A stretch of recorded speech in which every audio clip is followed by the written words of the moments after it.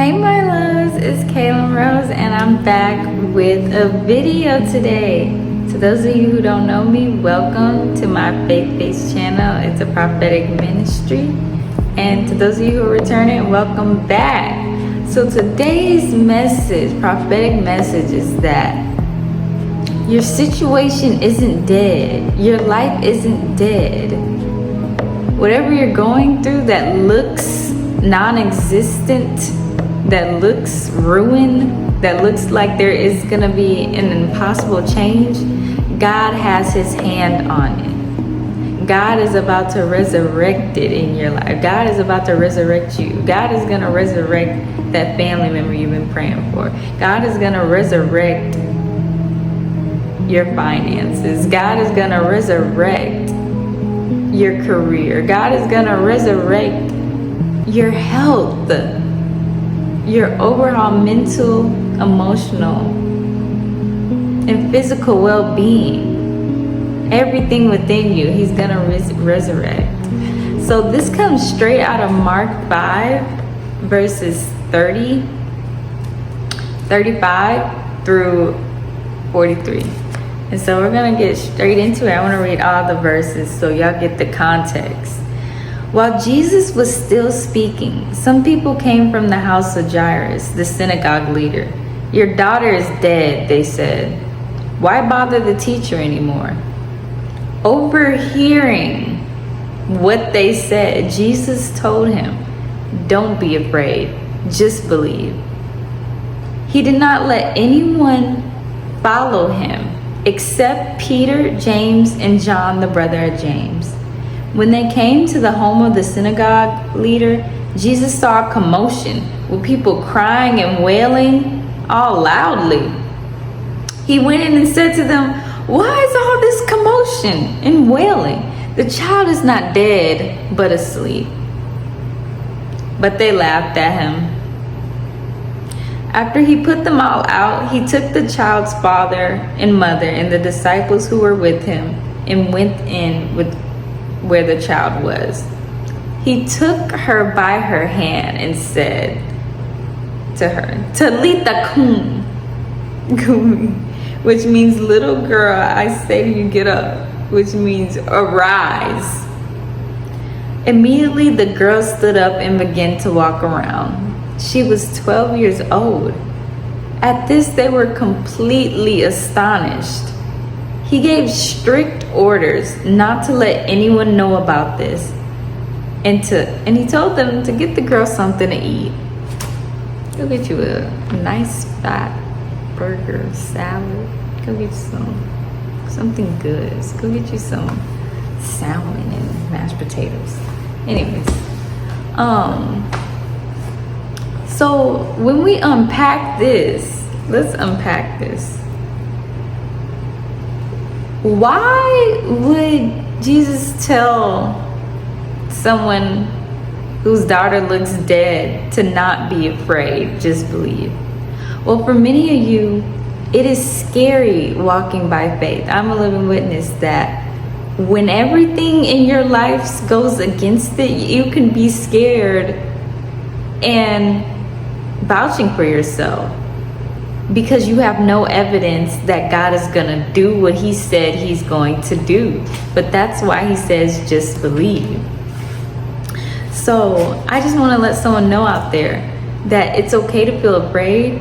But if you believe in God being Alpha and Omega, if you believe that God is the creator of the whole universe, if you believe God owns everything in the world, then you wouldn't have a problem with just being a little child and saying, "I agree, I come into agreement, I just believe." See, the scenario is like when you were a child and you asked your parent for, cookies or the tooth fairy. You just believed. You didn't question it. You didn't do all this extraness. You didn't do all this wailing and falling out over what's dead in your life, because some of you guys are wailing out about your finances, going crazy. I know, I've been there. Some of you are going crazy, making a ruckus about a family member who is unsaved. Some of you are wilding out because that failed relationship. You're wilding out because you're jobless. You're wilding out because you have no friends or community. And God's like, all that, it's not dead. It's just asleep. And so for something to be asleep, when in the KJV version, asleep means indifference to salvation. So what's going on is that part of your life hasn't been released to God. Maybe that person is indifferent to God. Maybe your finances haven't grown because you haven't talked to God about it, how to do it the biblical way, how he wants you to get the money, how he wants to restore your finances. Certain areas in our life are in bondage because we have not brought it to the Lord. We haven't given him full reign and dominion and authority in that area of our life. And so too, another thing Jesus did before the miracle, he didn't let anyone in. Some of you can't experience that breakthrough till you let go of the thing that's trying to break you.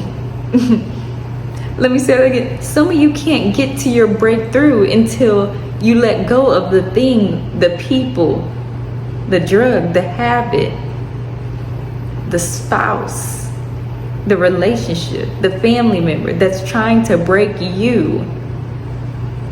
Because when we get to this next area, is that once God said it's just asleep, they laughed.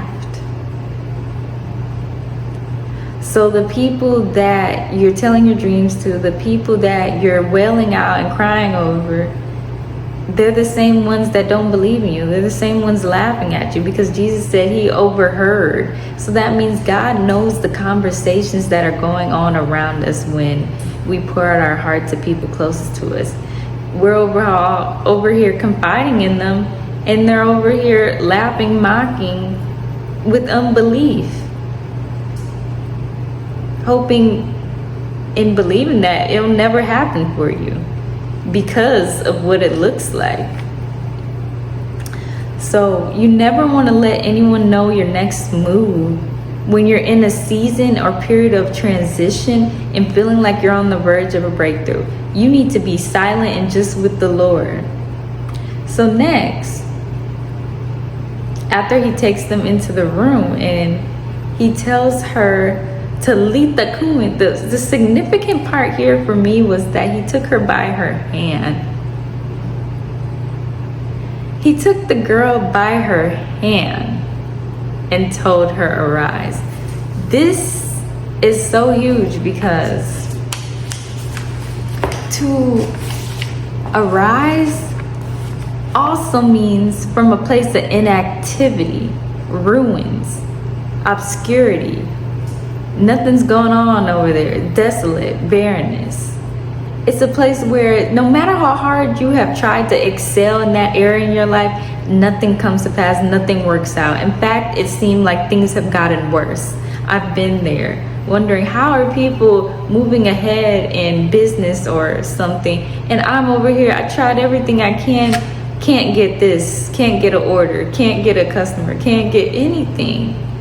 And it's all because only God wants to get the glory. Only God can do it. Only God can resurrect certain things in our life because of spiritual strongholds and spiritual bondages from the iniquities of our ancestors. So we have literal demons that are within us that are withholding our inheritance because of what people 500 years ago did. There's a curse in certain areas of our lives that we can't even see.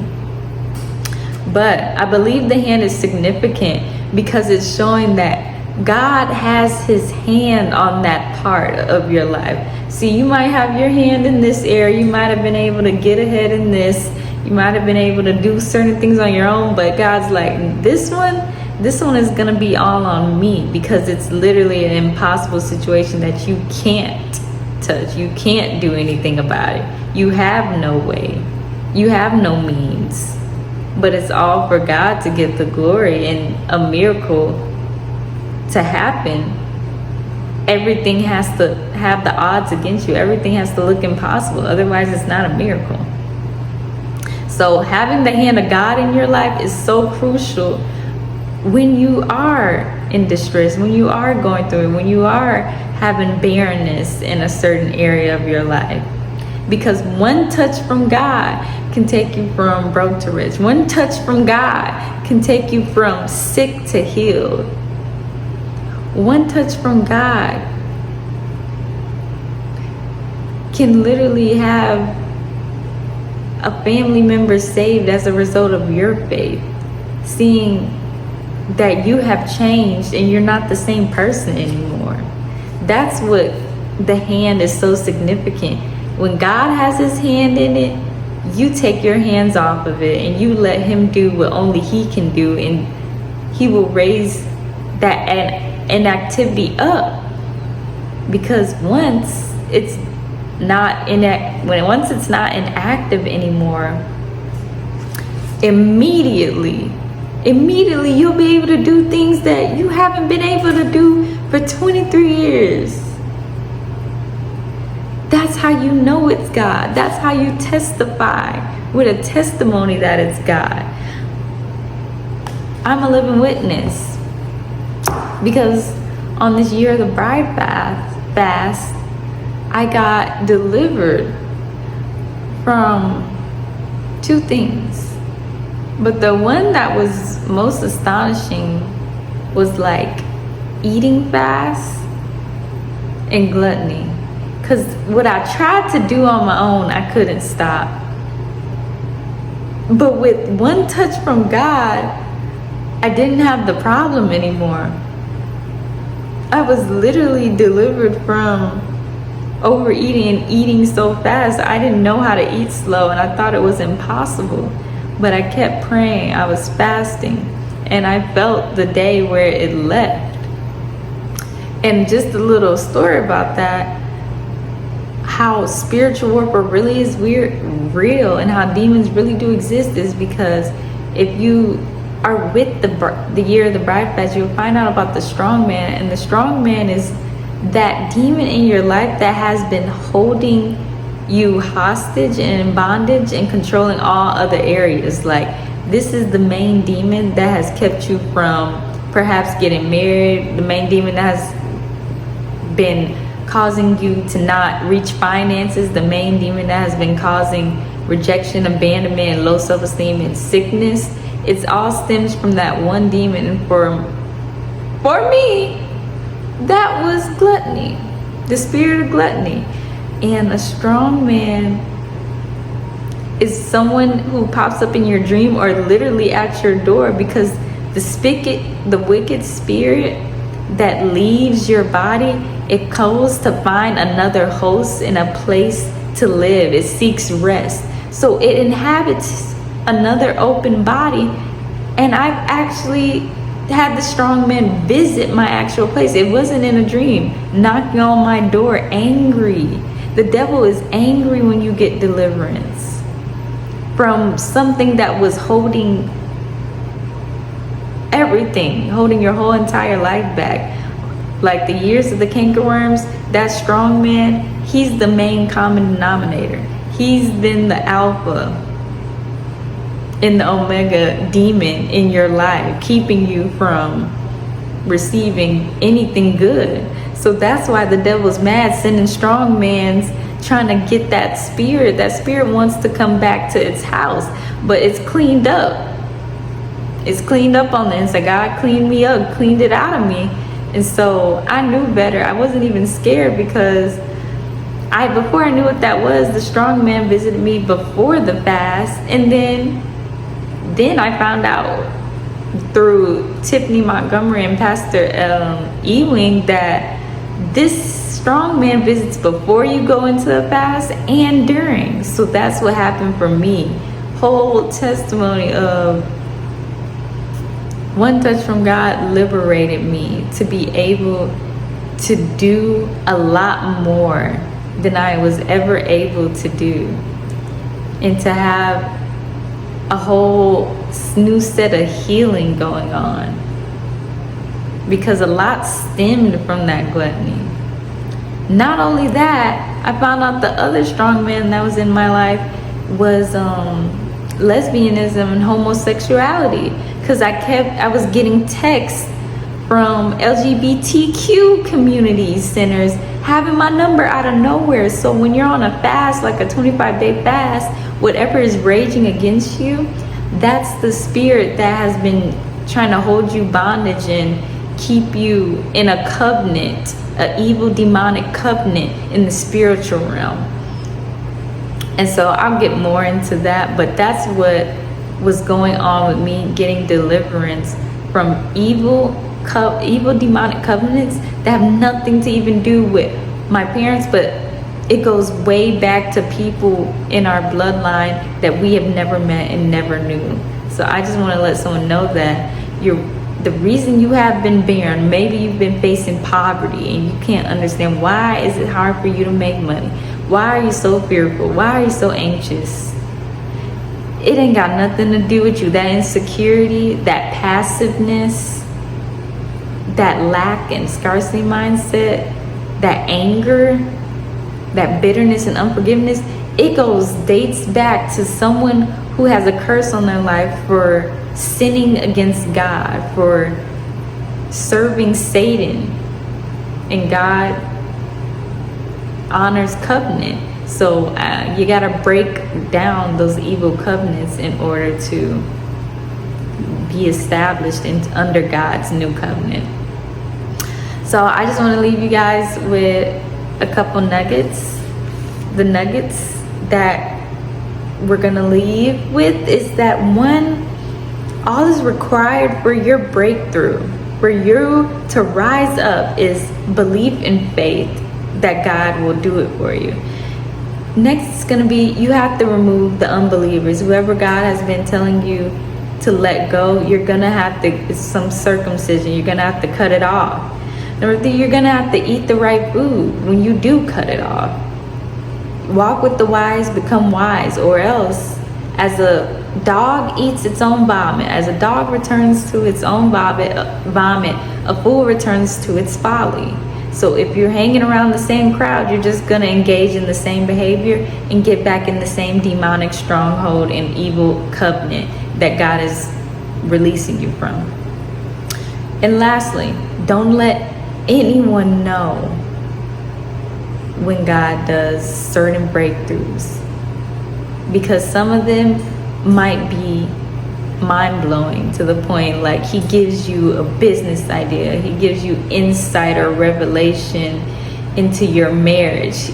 Certain things are confidential and it's not to be shared.